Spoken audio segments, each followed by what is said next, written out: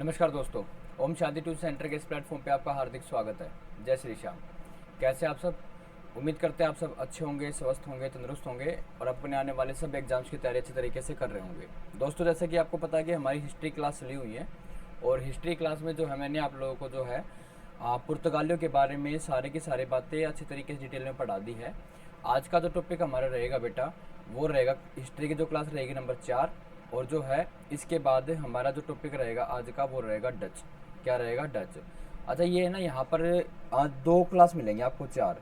इसका इससे पहले जब वाली जो क्लास मिलेगी ना उसका थंबनेल आपको अलग मिलेगा। वहाँ पर जो है ना उसमें क्या करवा रखा है, जो पुर्तगाली जो थे ना, क्या थे, जो पुर्तगाली थे उनके जो जिससे संबंधित जितने भी प्रश्न है ना बेटा, जितने भी क्वेश्चन है वो सारे के सारे उस क्लास में करवा रखे हैं। उसमें थंबनेल अलग मिलेगा, लेकिन हिस्ट्री जो है क्लास नंबर 4 डलने मिलेगी।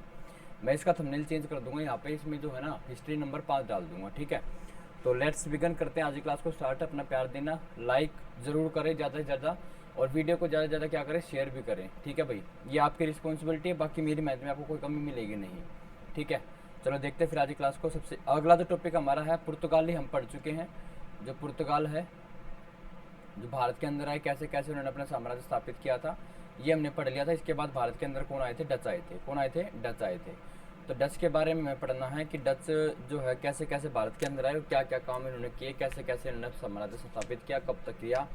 ठीक है, ये सारी बातें पढ़ेंगे हम इसके अंदर। तो देखते हैं, लेट्स बिगन करते हैं अपनी क्लास को स्टार्ट। क्या टॉपिक आज का? पहला टॉपिक रहेगा आगमन एवं गतिविधियाँ। क्या कैसे इनका आगमन हुआ और क्या क्या इनकी गतिविधियाँ थी भारत के अंदर आने की। चलिए करें स्टार्ट। चलो ध्यान सुनना भाई, क्या है कहानी। स्पेन का पतन होने के पश्चात पुर्तगाली शक्ति बिखर गई। जो स्पेन का जब पतन हो गया तो उसके बाद पुर्तगाल की जो शक्ति है वो क्या हो गई? बिखर गई। ठीक है, तितर बितर होगी मतलब।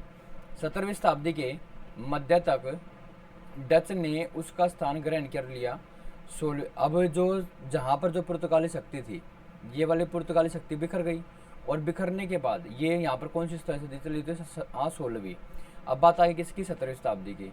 तो जब जैसे ही ये शक्ति का पतन हुआ, इस शक्ति का क्या हुआ? पतन हुआ, वैसे ही यहाँ पर क्या हुआ? डच वालों ने अपना जो है साम्राज्य क्या कर लिया? उसका स्थान किसने ले लिया? डच ने ले लिया।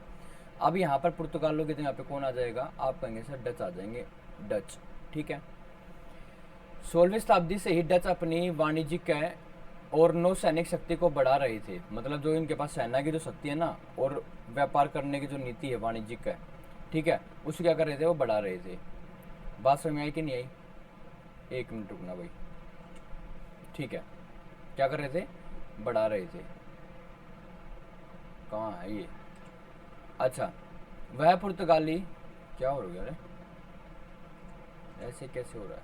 ठीक है, वह पुर्तगाली द्वारा लाए गए पूर्व के सामान को लिस्बन से एंटवर्प पहुंचाया करते थे, और जहां से यह वो यूरोप के बाजारों में पहुंचाया जाता था। मतलब पहले जो स्थान है पुर्तगाल द्वारा लाए गए पूर्व का जो सामान है, पूर्व से लाया गया जो सामान है, पूर्व का मतलब वो पहले वाला पूर्व नहीं, पूर्व दिशा से जो लाया वो सामान था, वो पहले कहाँ पर जाता था? आप कहीं से लिस्बन में जाता था, और लिस्बन से कहाँ पर? एंटवर्प में, और एंटवर्प में से कहाँ पर जाता था? आप कहेंगे से यूरोप के अंदर जाता था, और यूरोप के बाजारों में बेच दिया जाता था। अब यहाँ पर लिखा है जो ओ, ये है ना, यहाँ पर डचों की मात्रा आएगी, ओ की मात्रा। ठीक है,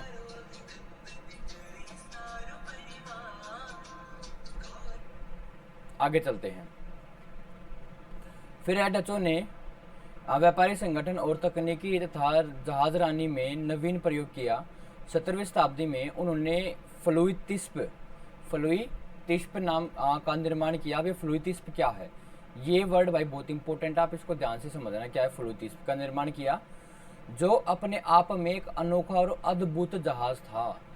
ठीक है, अब पेपर में ये आ जाए, फ्लुई नाम का जहाज की जो का निर्माण जो है वो किसने किया? आप कहेंगे सर डच वालों ने किया। डच ने किया। कब किया? 17वीं शताब्दी में किया। अब ये जहाज क्या था? यह फ्लुइटिस से बेहद हल्का, और इसे खेने में, मतलब खेने को चप्पू नहीं चलाते ऐसे, खेने में क्या था? बहुत ही आसानी से जो है, मतलब एक तो हल्का था और आसानी से क्या किया जाता? खेया जा सकता था। लोगों की ज़रूरत कम पड़ती थी। इससे आने जाने के खर्चे में कटौती हुई। मतलब आने जाने का जो खर्चा वो क्या होगा? कम। अब लोग कम रहेंगे तो ना खर्चा भी तो कम होगा ना, तो खर्चे में क्या हो गई? कमी हो गई। और डच जहाज भारी और धीमी गति से चलने वाले पुर्तगाली जहाज़ों से क्या हो गए, श्रेष्ठ सिद्ध हो गए। अब पुर्तगालियों के जहाज़ तो क्या चल रहे थे सर, मंदे मंदे चल रहे थे, लेकिन वहीं पर डच के जो जहाज़ थे वो कैसे थे, श्रेष्ठ सिद्ध हुए। डचों ने नीदरलैंड से स्पेनवासियों को हटाने के लिए कड़ा संघर्ष किया था। उन्होंने एक राष्ट्रीय भावना के अंतर्गत भी पुर्तगालियों से मसाले का व्यापार छीनने का भी क्या कर लिया, संकल्प कर लिया। अब मसाला का व्यापार जो है पुर्तगाली डच क्या करेंगे, पुर्तगालियों से छीन लिया। आगे चलते हैं। कहता है कि डचों ने अंग्रेजों की भांति भारत समेत अंतर्राष्ट्रीय व्यापार व्यवस्था को एक नया मोड़ दिया था। डचों की व्यापारिक कंपनी की सबसे बड़ी विशेषता यह थी कि यह पूर्णतः व्यापारिक संस्था और 17वीं शताब्दी में हॉलैंड यूरोप में आरंभिक वाणिज्यवादी गतिविधियों का एक प्रमुख केंद्र था। एस्तेदुर्म में 1609 ईस्वी में एक्सचेंज बैंक तथा 1614 ईस्वी में क्रेडिट बैंक। अब याद रखना, जो 1609 ईस्वी में है एस्तेदुर्म नाम की जगह पे यूरोप के अंदर, ठीक है, क्या हुआ, एक्सचेंज बैंक खोला गया। कहाँ पर, 1609 ईस्वी में। और 1614 इसके 5 साल बाद ईस्वी में क्रेडिट बैंक ऑफ एस्टरडम आरंभ हुआ, जिसे एशियाई वस्तुओं की बिक्री एस्टरडम में होने लगी, जिससे यह पुनः निर्यात व्यापार का एक मुख्य केंद्र बन गया। याद रखना भाई, देखो 1609 ईस्वी में तो कहाँ पर, एस्टरडम नाम की जगह पे क्या किया गया, बैंक खोला गया, एक्सचेंज बैंक। कौन सा बैंक, एक्सचेंज बैंक, ठीक है भाई, एक्सचेंज बैंक खोल दिया गया।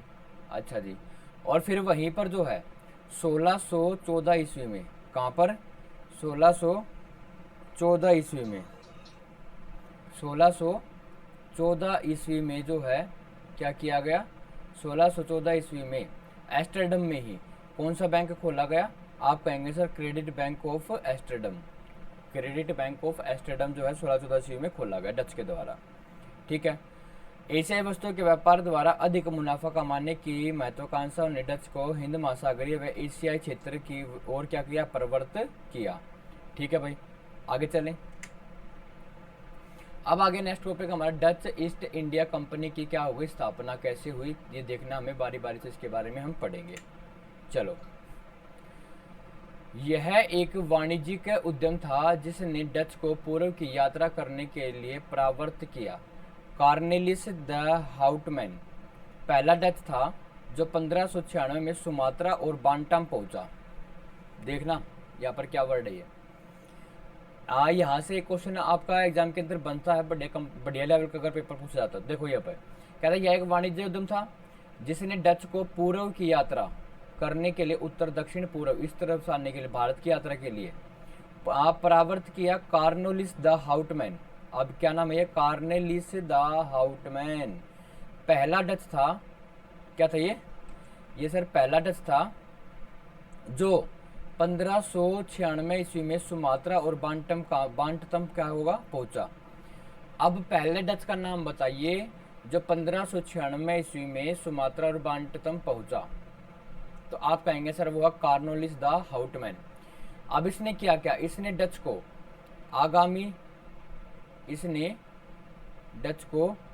आगामी उद्यम के लिए प्रोत्साहित किया और अगले कुछ वर्षों के दौरान भारत व्यापार के लिए एक नई कंपनी बना दी। अब नई कंपनी का निर्माण, भारत के अंदर कंपनी का निर्माण किस डच शासक ने किया, तो वो था कार्नेलिस द हाउटमैन, ठीक है। आगे चले, अगला देखो। मार्च 1602 ईस्वी में डच सांसद द्वारा पारित उद्योग घोषणा से डच संयुक्त कंपनी की स्थापना हुई, जिसमें कई स्वतंत्र एवं समृद्ध डच व्यापारी सम्मिलित हो गए। डच ईस्ट इंडिया कंपनी वेरेंगडे ओस्ट कंपेन की कुल आरंभिक पूंजी, ये देखना भाई, यहाँ पर जो कंपनी थी जिसका नाम था वेरेंगडे ओस्ट कैंपिन नाम था इसका, और इसकी कुल आरंभिक जो पूंजी थी वो क्या थी, 6500 गिल्डर थी। कितनी थी? 6500 गिल्डर। इस कंपनी को भूमध्य सागर के पूर्व में व्यापार करने की क्या हो गई? अनुमति मिल गई। यहाँ पर भूमध्य सागर जो है इसके पूर्व में क्या कर दिया? आप यहाँ पर व्यापार कर सकते हो और यहाँ पर अपनी क्या कर सकते हो? कंपनी खोल सकते हो। कंपनी का पूर्वी केंद्र बेतवा में स्थित था। अब इसका पूर्वी केंद्र कहाँ पर था? बेतवा के अंदर क्या था? स्थित था। आगे चले, आज की क्लास में इतना ही था। अब कहाँ पर अगली जो क्लास रहेगी, अगला जो टॉपिक रहेगा, कहाँ पर वह किस सन में कंपनी खोली?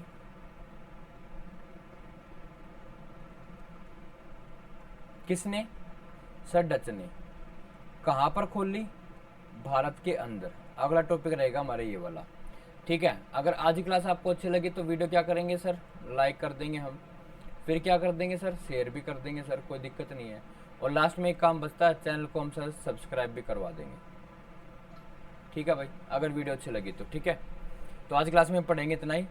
वीडियो को लाइक शेयर सब्सक्राइब करना ना भूले। Thank you, have a nice day. जय श्री श्याम। हंसते रहिए और मुस्कुराते रहिए।